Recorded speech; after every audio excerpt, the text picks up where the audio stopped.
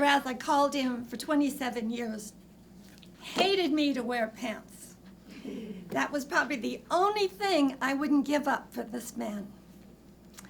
But I so loved wearing pants that once on the set at the studio, they went in and got my pants when I was on the set and wouldn't give them back. And I walked around in my underwear until I got my pants back.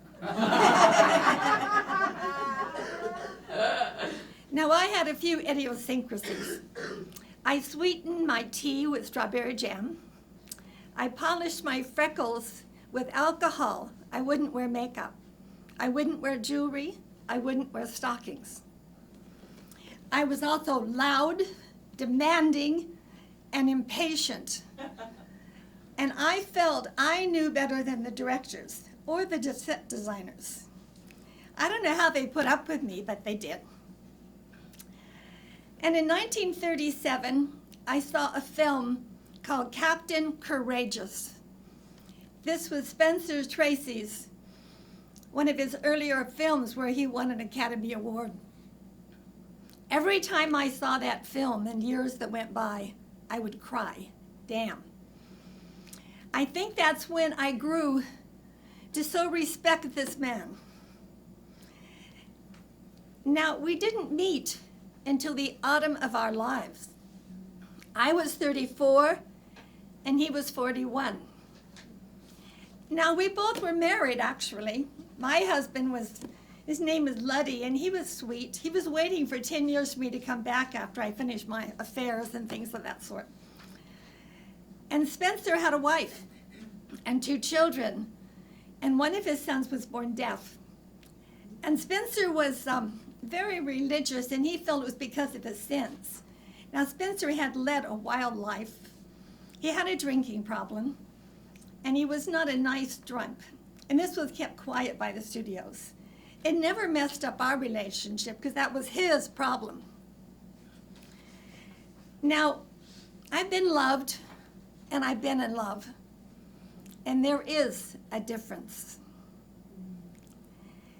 Now, I was dedicated to him totally. Nothing could get in the way of our relationship. To me, loving someone is not what you're going to get, but what you're going to give, which is everything. Now, Spencer and I could not be seen in public. We had to carry on this charade. So we would always live in different residences. When we traveled, we stayed in different hotels, sneaking in the back doors of places. Now, another phobia I had was restaurants. I could not bear to eat in a restaurant and be looked at. I was in a restaurant once where people came in, recognized that the place filled up, and I went out and fainted because I just couldn't handle this. But I had other strong points. I swam every day into my 80s in the Atlantic early in the morning, even when it was freezing. Now, before Spencer Tracy, I'd had a lengthy affair with Howard Hughes, but I was never going to get married again. I wasn't even divorced, actually.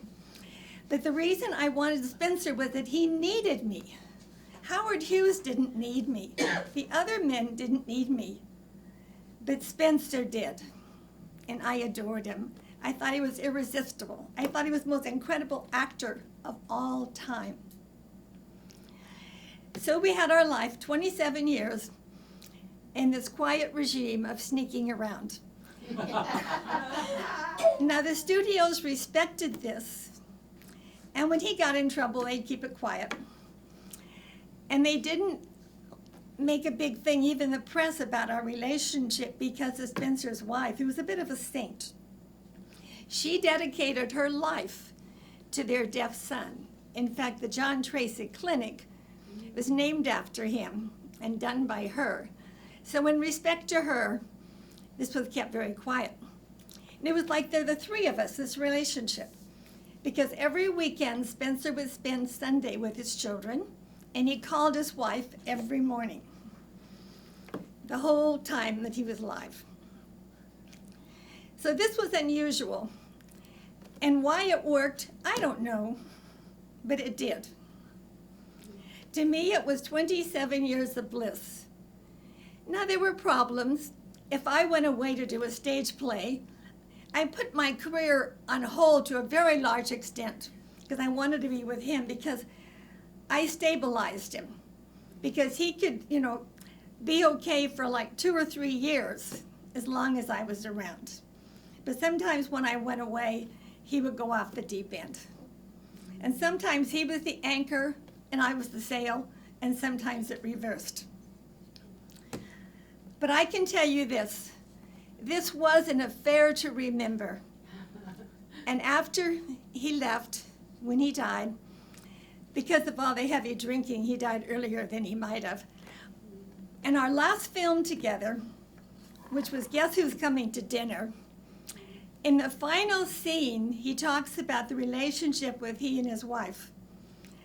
And it was actually a tribute to me, because it was his last speech, and like in the film industry, they say the wrap.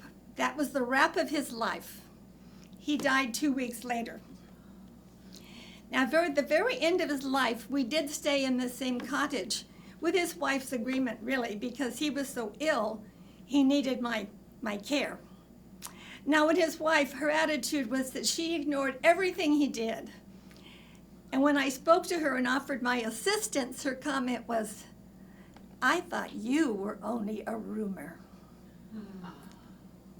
So anyway, after he did leave, I would go to our cottage and I'd put on one of his old shirts and maybe his socks and pat around the cottage so I could be with him.